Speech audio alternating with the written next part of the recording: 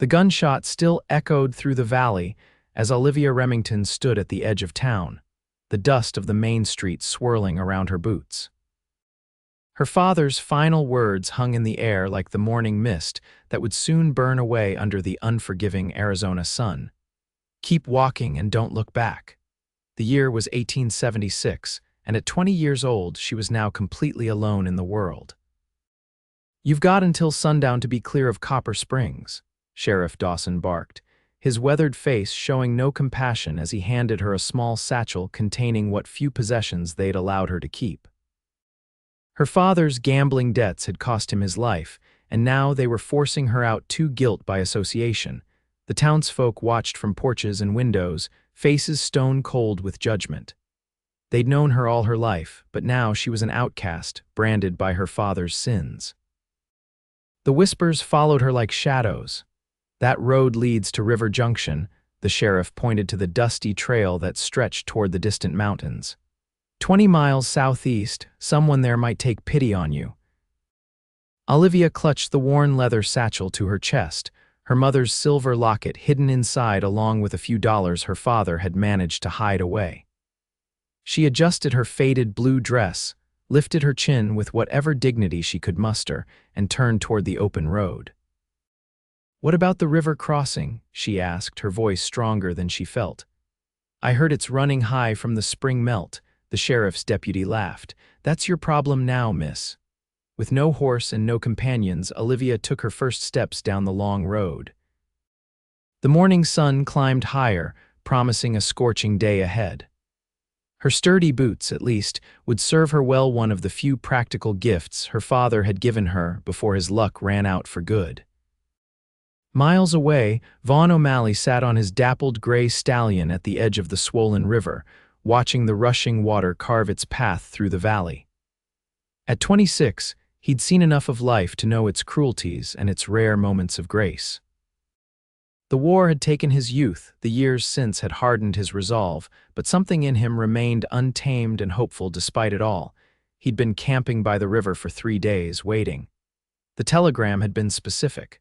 "Girl coming from Copper Springs, needs safe passage, worth your while."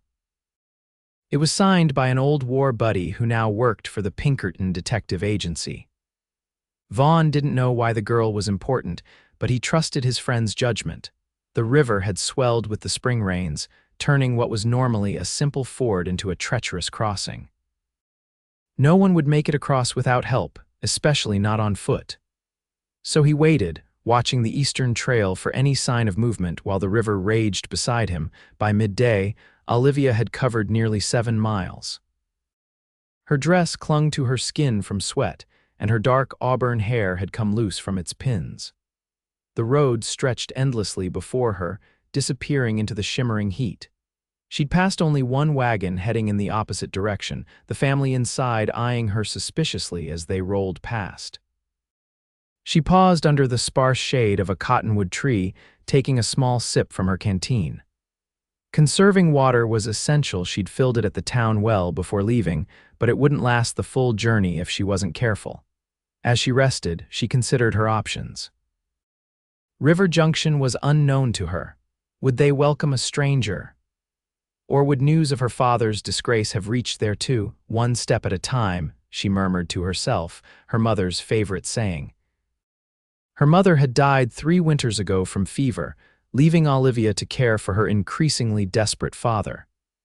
She'd watched him gamble away their ranch, their savings, and finally his life in a game gone wrong. When she continued walking, the weight of her situation pressed down harder than the sun above. She had no relatives to turn to, no friends who would risk their reputation to help her. Her education as a teacher's assistant might serve her well if she could find employment, but who would hire a woman with her family's reputation? The road dipped into a shallow ravine, providing momentary relief from the sun. Olivia took the opportunity to rest again, massaging her aching feet through her boots. The distant sound of riders made her heart quicken. 3 men appeared on horseback, coming up fast from behind. Instinctively, Olivia moved to the side of the road, keeping her eyes downcast as they approached. Their laughter carried on the wind. "Well, look what we have here," the lead rider called as they slowed beside her. His face was obscured by the brim of his hat, but his voice carried a dangerous edge. A little bird far from her nest. "Just passing through, gentlemen," Olivia replied, trying to keep her voice steady. "Ain't you Jacob Remington's girl?" the second man asked, leaning over his saddle horn. "Heard they ran you out of Copper Springs after your pa got what was coming to him." Olivia didn't answer, which seemed to amuse them. "Where you headed, pretty thing?" the third man asked, circling his horse around to block her path forward. "River Junction," she answered, seeing no point in lying. The men exchanged glances. "River's high this time of year." "You'll never make it across alone," the leader said, dismounting smoothly. "Maybe you could use some assistance." Olivia took a step backward. "I'll manage." "Now, that's no way to thank men offering their help," he said, moving closer. "Your pa left debts all over the territory. Maybe you could start making good on them." Fear shot through Olivia like lightning. She knew what kind of payment these men were suggesting. Without thinking, she bolted, diving into the scrub brush beside the road. The men's laughter followed her as she scrambled down the ravine, rocks cutting into her palms. "She's a live one called out. "I like a good chase." Olivia ran as she'd never run before, her lungs burning and her legs threatening to give way beneath her. She heard the men dismounting, their boots hitting the ground behind her. They were toying with her, confident they could catch her whenever they wanted. A sharp whistle pierced the air, followed by the crack of a rifle shot. The bullet hit the ground several feet away from the men, kicking up dirt and stopping them in their tracks. "That's far enough, boys." A deep voice commanded from the ridge above. Olivia looked up to see a tall figure silhouetted against the sky, rifle aimed steadily at her pursuers. "This ain't your business, cowboy," the leader called back. "I'm making it my business," the stranger replied calmly. "The lady clearly isn't interested in your company. I suggest you mount up and ride on." There was a tense moment as the men assessed their options. The stranger kept his rifle trained on them, not wavering. "Ain't worth dying over," one of the men muttered. They slowly backed away, returning to their horses. "You'll regret this," the leader called out as they mounted up. "Nobody crosses Wade Thatcher." "Already forgotten your name," the stranger replied. The men rode off, casting dark looks over their shoulders as they disappeared back up the road. Olivia remained frozen where she stood, heart hammering in her chest. The stranger made his way down the slope toward her, rifle now lowered. As he came closer, she could see him more clearly, tall and broad-shouldered, with sun-darkened skin and eyes the color of the summer sky. He wore a faded blue shirt under a leather vest, trail-worn pants and boots that had seen many miles. "You all right, miss?" he asked, keeping a respectful distance. Olivia nodded, trying to find her voice. "Yes, thank you, Vaughn O'Malley," he said, touching the brim of his hat. "You must be Olivia Remington." Surprise washed over her face. "How do you know my name?" "I was sent to find you," he explained. "To help you cross the river ahead. It's running too high for anyone to ford alone." Suspicion replaced her relief. "Sent by whom?" "A man named Harrison at the Pinkerton Agency," Vaughn replied. "I don't know the full story. Just that you needed safe passage and it was important you reach River Junction." "Why would the Pinkertons care about me?" Olivia asked, her mind racing. The detective agency typically worked for banks, railroads, and wealthy clients, not disgraced gamblers' daughters. Vaughn shrugged. "That's a question for Harrison, not me. My job is to see you safely across that river. My camp's about a mile ahead. You're welcome to rest there before we continue." Olivia hesitated. This man had just saved her from a terrible fate, but experience had taught her caution. Her father had trusted too easily, and it had cost him everything. "I don't have money to pay you," she admitted. Something like kindness flickered across Vaughn's weathered face. "Already been paid. And even if I hadn't been, I wouldn't leave a woman alone out here with men like Thatcher prowling around." After a moment's consideration, Olivia nodded. "Lead the way, Mr. O'Malley." Vaughn whistled, and a magnificent dappled gray stallion came trotting around the bend. "This is Thunder," he said, patting the horse's neck. "He'll carry us both to camp." He helped Olivia mount before swinging up behind her. She sat stiffly, unused to such proximity with a stranger, but as they set off at an easy pace, she found herself relaxing slightly. Whatever waited for her at River Junction, at least she wouldn't have to face that raging river alone. Vaughn's camp was nestled in a small clearing near the riverbank, sheltered by cottonwoods and willows. A small fire pit, a bedroll, and saddlebags constituted his simple arrangement. The sound of the rushing river filled the air, a constant reminder of the obstacle ahead. "It's not much," Vaughn said as he helped her dismount, "but it's safe enough." Olivia looked at the churning waters. Even from here, she could see how dangerous the crossing would be. "How do you plan to get us across that?" Vaughn smiled slightly. "I know this river. There's a place upstream where it widens and slows enough for Thunder to swim across.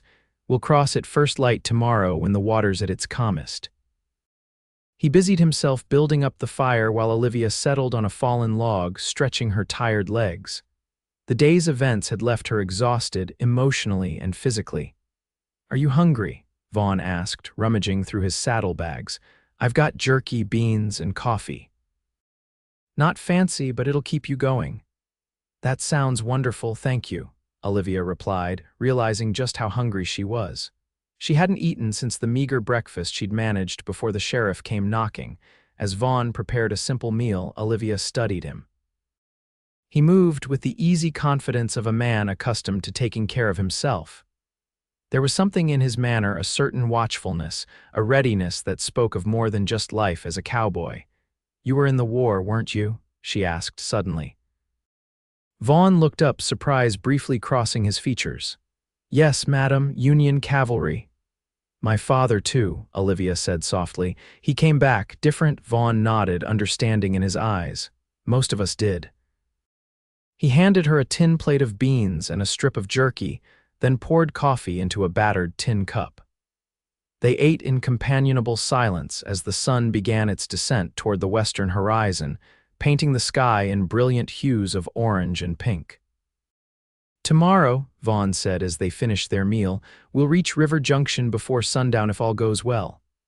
"And then what?" Olivia asked, the question that had been troubling her finally surfacing.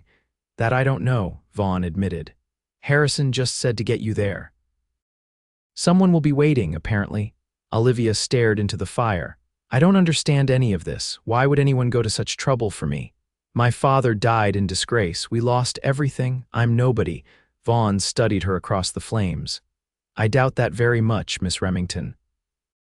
As night fell, Vaughn offered Olivia his bedroll while he took watch, sitting with his back against a tree, rifle across his knees.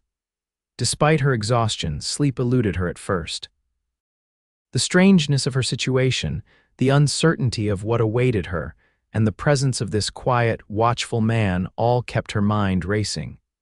Yet there was something about Vaughn O'Malley that made her feel safe for the first time since her mother's death.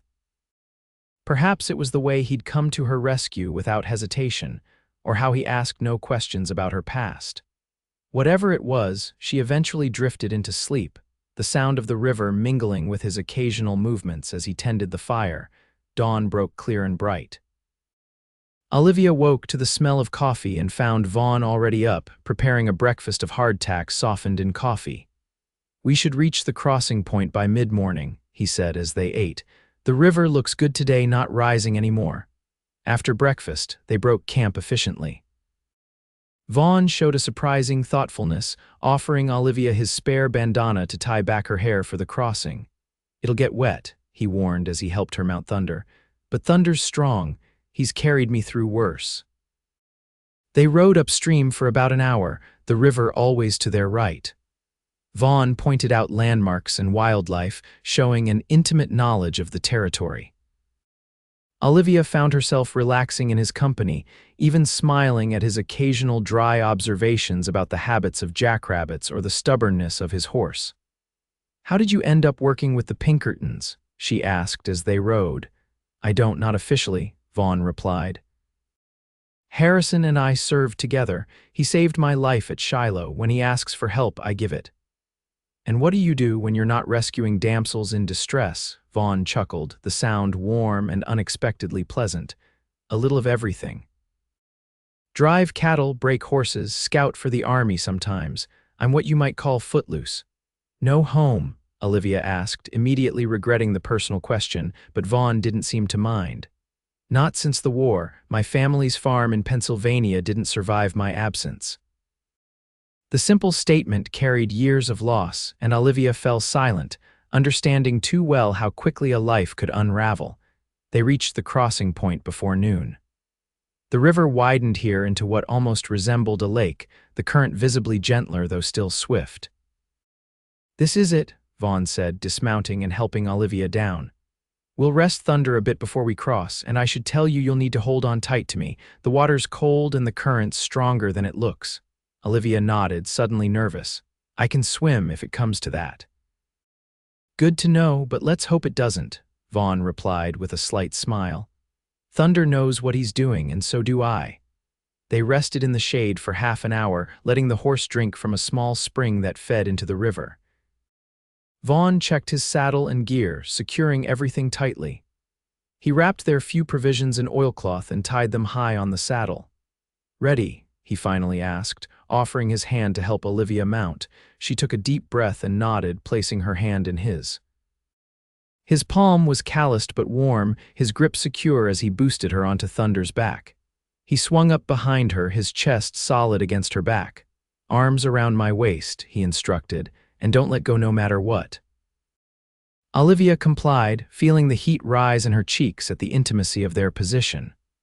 Vaughn guided Thunder toward the water's edge, murmuring encouragement to the horse. Thunder entered the water cautiously, testing each step. The cold water swirled around his legs as he moved deeper. When it reached his chest, he began to swim, powerful muscles working beneath them. The current caught them immediately, stronger than it had appeared from shore. Olivia tightened her grip around Vaughn's waist as water splashed up around them. Thunder snorted and pushed forward, angling slightly upstream to counter the pull of the current. "He's doing fine," Vaughn called over his shoulder, one hand on the reins, the other gripping Thunder's mane. "We're making good progress." They were nearly halfway across when disaster struck. A large branch hidden beneath the surface swept downstream directly into Thunder's path. The horse whinnied in alarm as it struck his legs, disrupting his rhythm. "Hold on," Vaughn shouted as Thunder struggled to regain his footing. The current seized them, spinning them sideways. Olivia clung desperately to Vaughn as water surged around them. For a terrifying moment, she thought they would be swept away. Then Thunder found his strength again, powerful legs churning against the current. With tremendous effort, the horse fought his way back on course. Vaughn guided him with gentle but firm commands, his body tense with concentration. Inch by inch, they made progress toward the far shore. Finally, Thunder's hooves found purchase on the riverbed. He lunged forward, water streaming from his flanks as he carried them onto the western bank. Vaughn guided him well clear of the water before stopping, allowing the exhausted animal to rest. Olivia realized she was still clinging to Vaughn, her face pressed against his back. Embarrassed, she loosened her grip. "You can let go now," Vaughn said gently, amusement in his voice.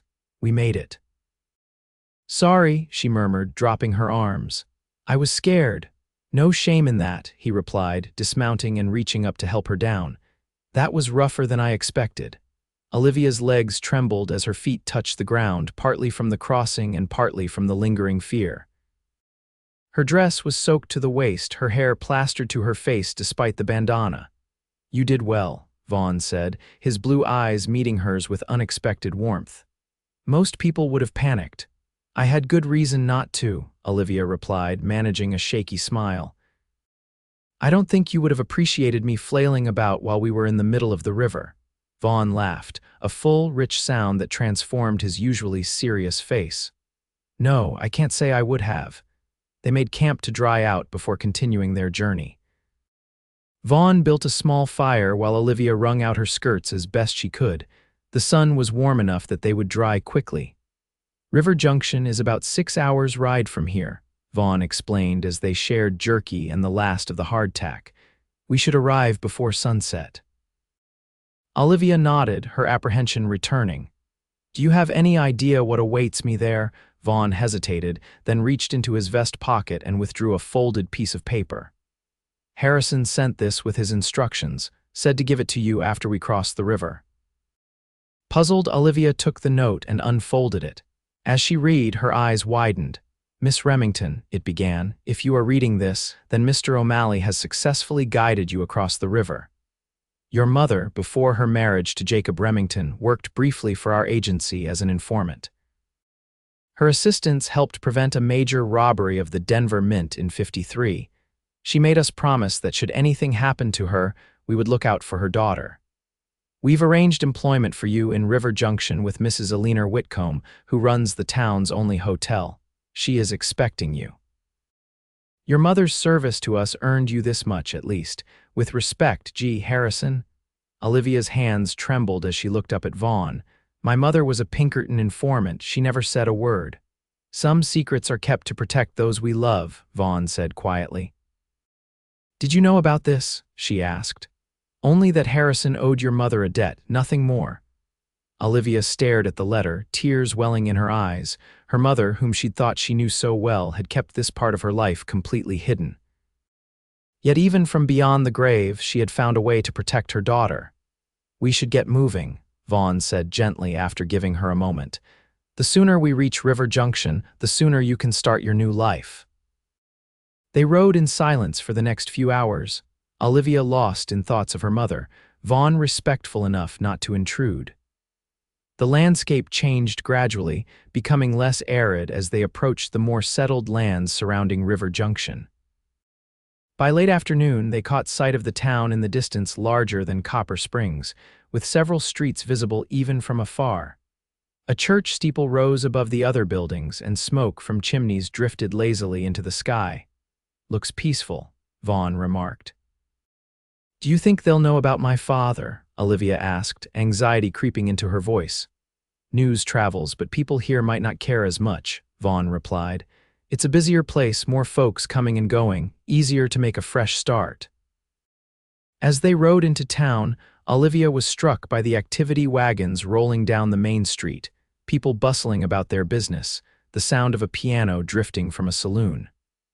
It felt alive in a way Copper Springs never had, vibrant with possibility. The Whitcomb Hotel stood on the corner of the main street, a handsome 3-story building with a wide porch and gleaming windows. As they drew up in front of it, the door opened, and a woman in her 50s emerged. She had silver-streaked dark hair pulled into a neat bun and keen eyes that assessed them immediately.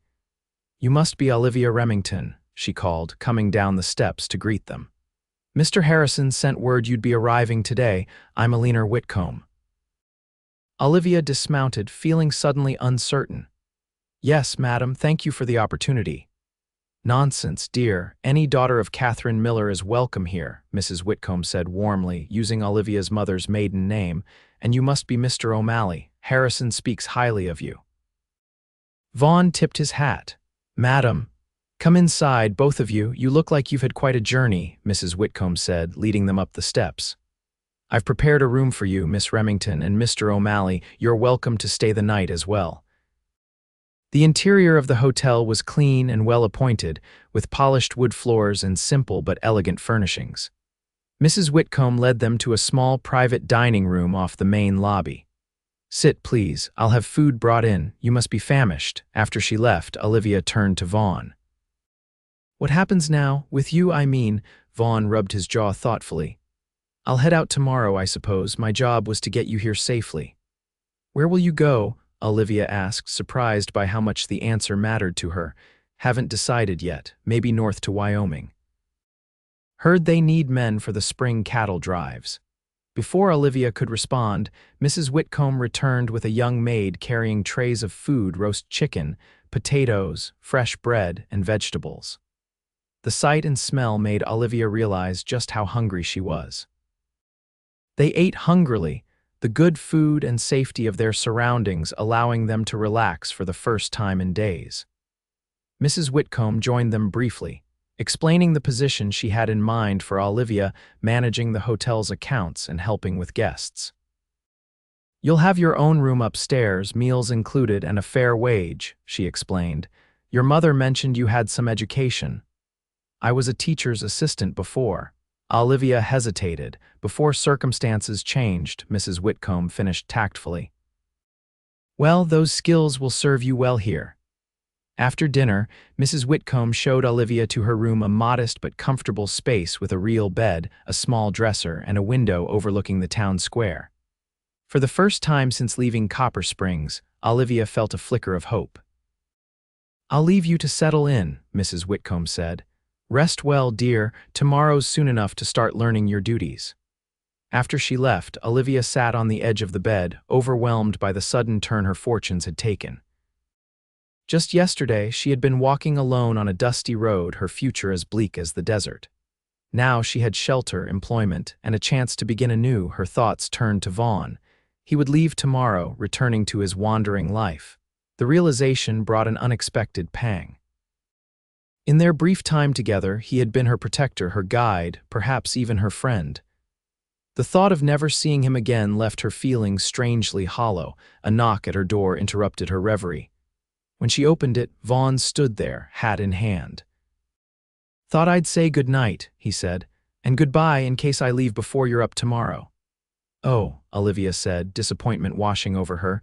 You're leaving so soon. Best to get an early start, he replied, though he seemed reluctant.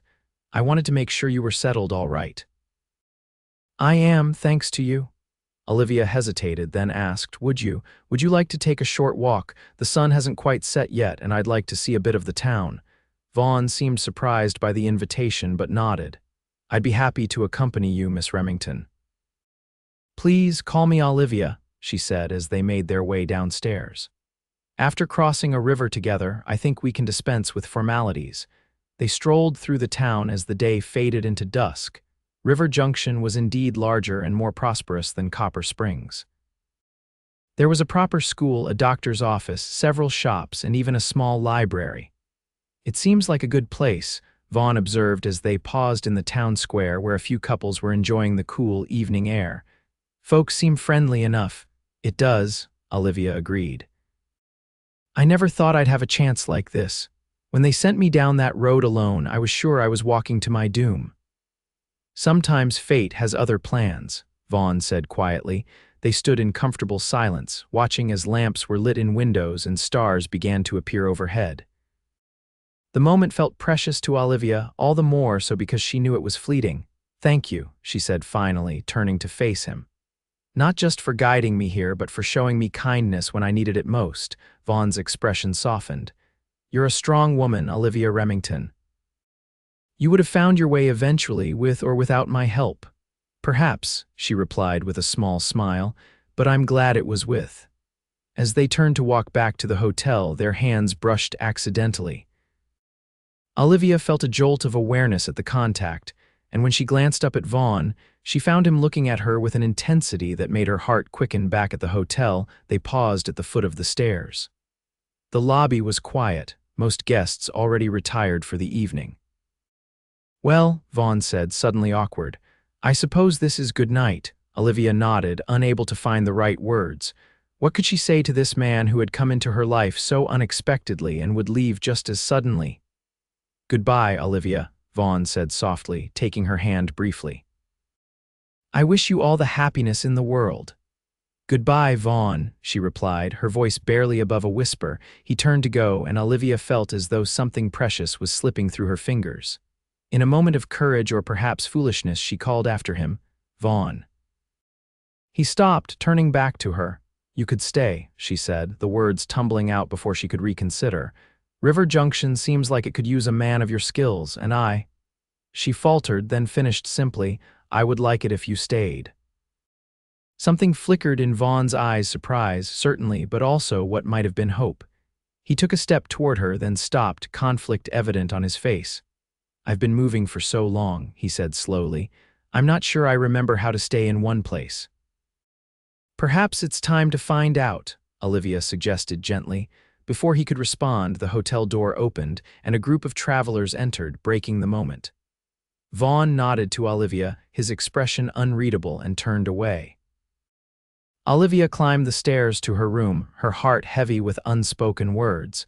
She had been too forward, too presumptuous. What had she been thinking, asking a man she barely knew to append his life for her sake? He would be gone by morning, and she would need to focus on building her new life here, alone. She slept fitfully, dreaming of rushing water and strong arms keeping her safe against the current. Morning brought clear skies and the bustle of a new day in River Junction. Olivia dressed carefully in her one decent dress, now cleaned and pressed by Mrs. Whitcomb's staff, and made her way downstairs. Mrs. Whitcomb greeted her warmly in the dining room. "Good morning, my dear. I trust you slept well. I've prepared a schedule for your training, but first, breakfast." "You'll need your strength." Olivia looked around the room, but there was no sign of Vaughn. "Has Mr. O'Malley left already?" "Not that I'm aware of," Mrs. Whitcomb replied with a knowing look. "In fact, he was asking about property for sale in town earlier this morning." Hope fluttered in Olivia's chest. He was, indeed, seemed quite interested in the old Davis place on the edge of town. Needs work, but it has good bones and a bit of land with it.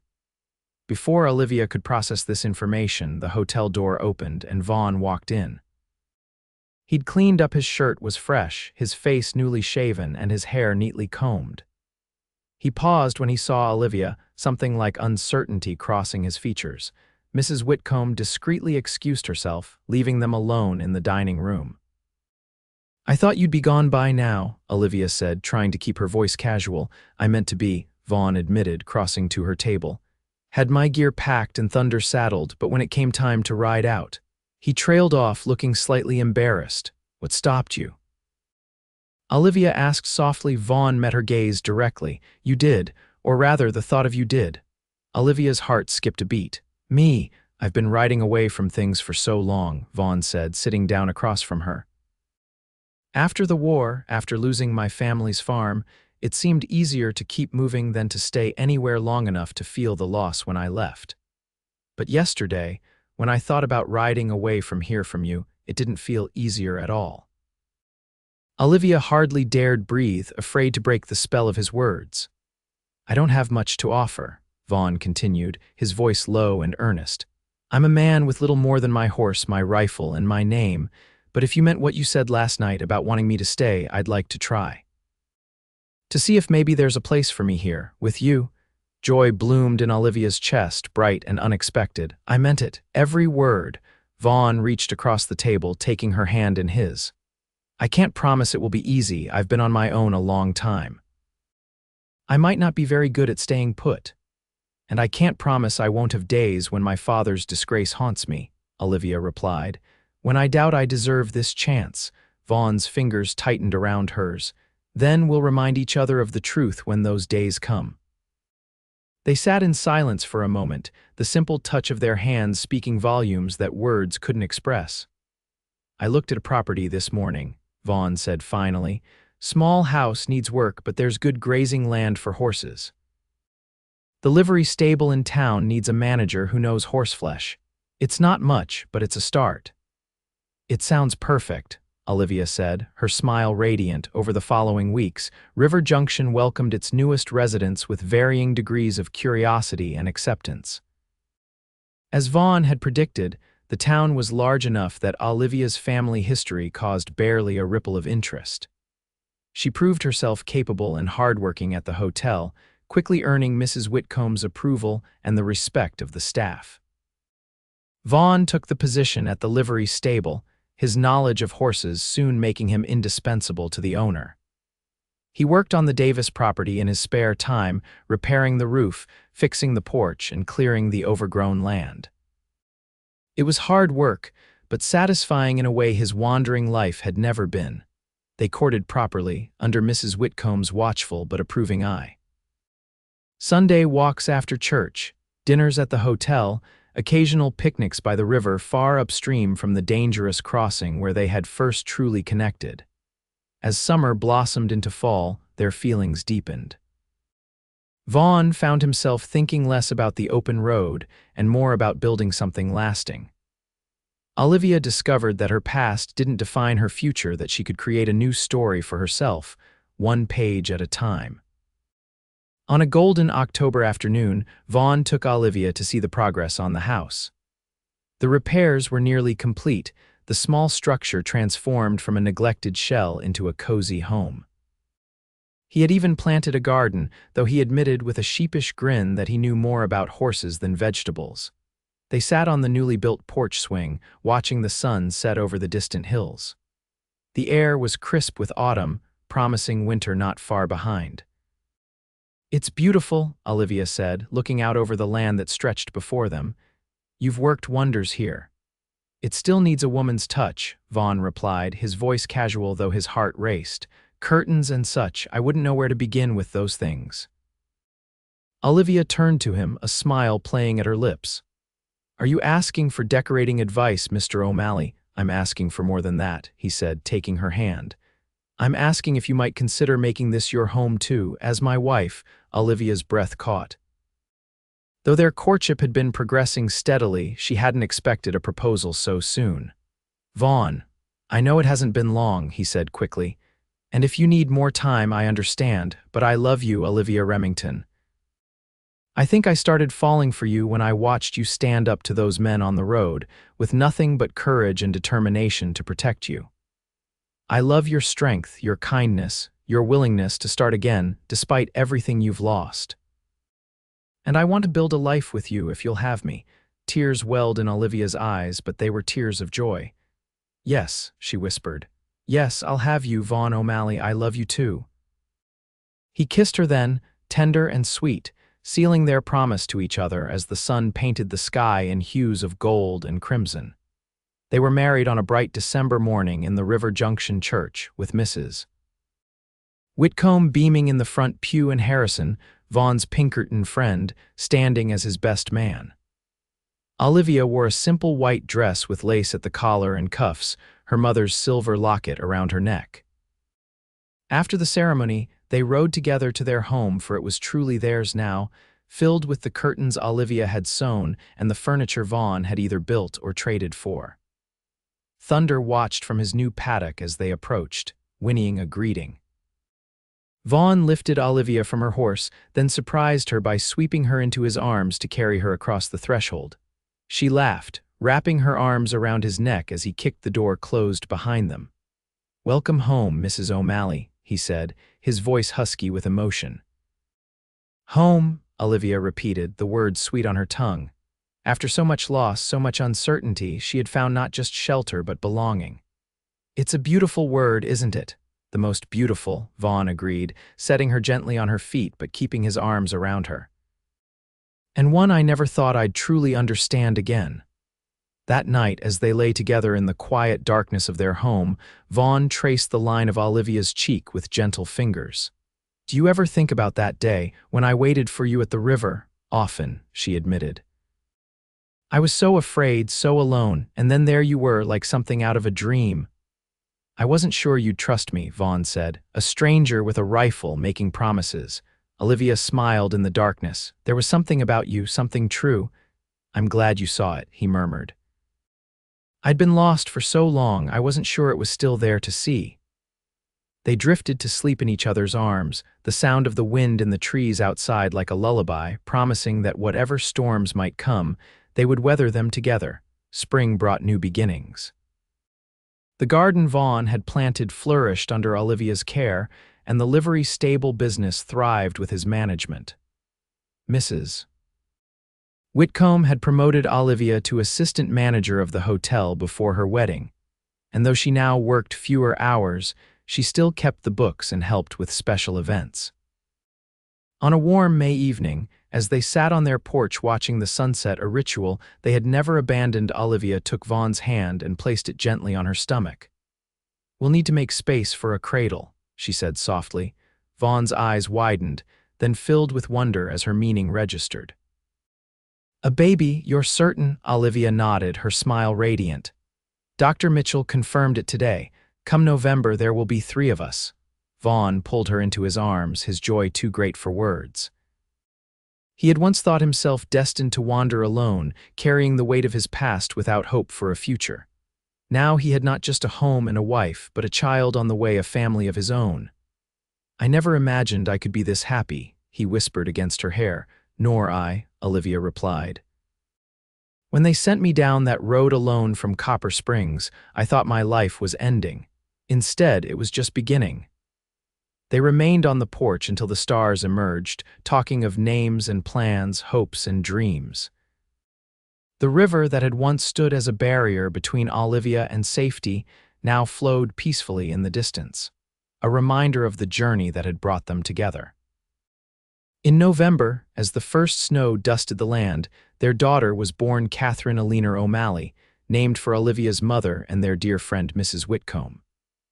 She had Vaughn's blue eyes and Olivia's auburn hair, and from her first cry she held their hearts completely in her tiny hands.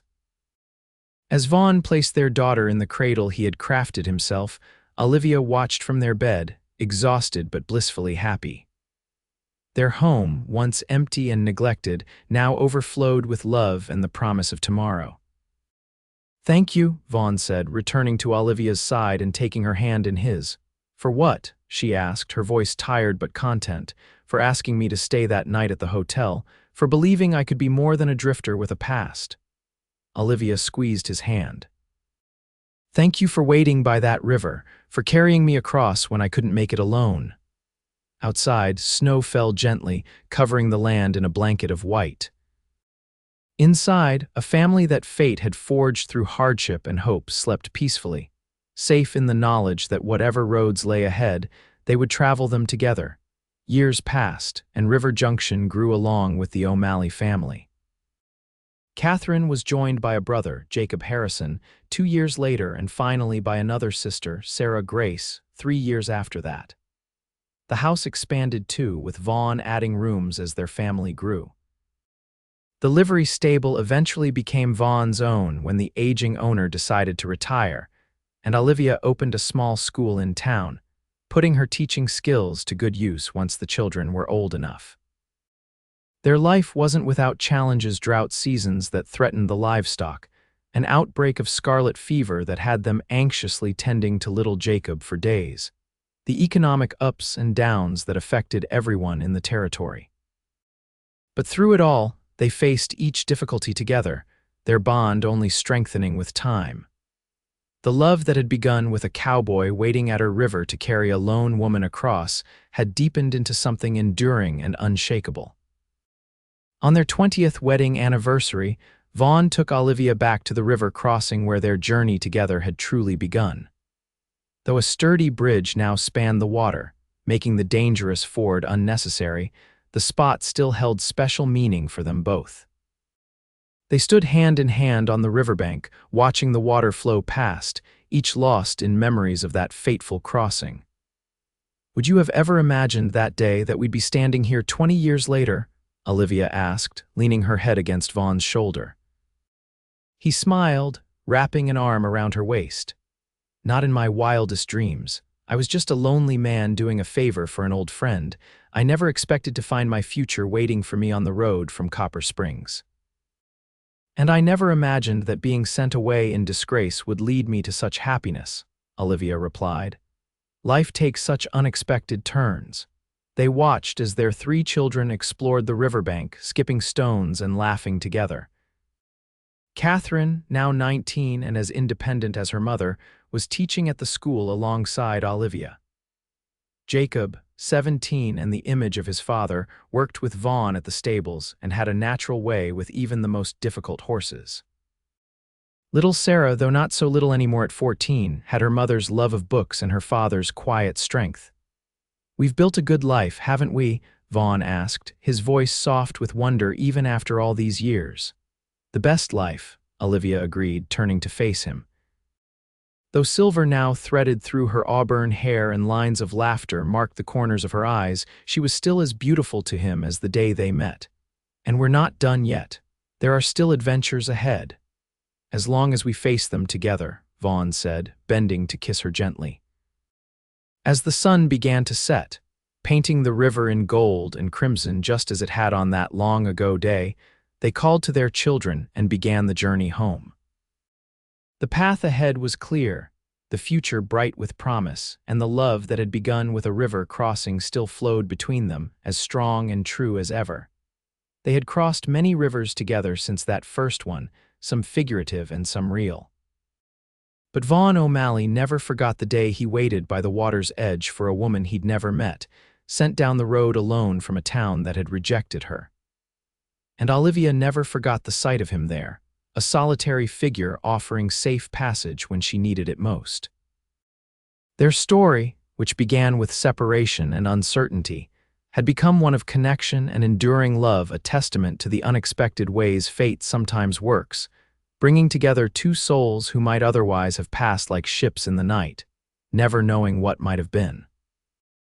And so they walked together toward home, their children laughing ahead of them, the setting sun at their backs, two people who had found in each other not just love, but sanctuary, purpose, and the courage to build a life neither had dared to imagine before that day at the river's edge.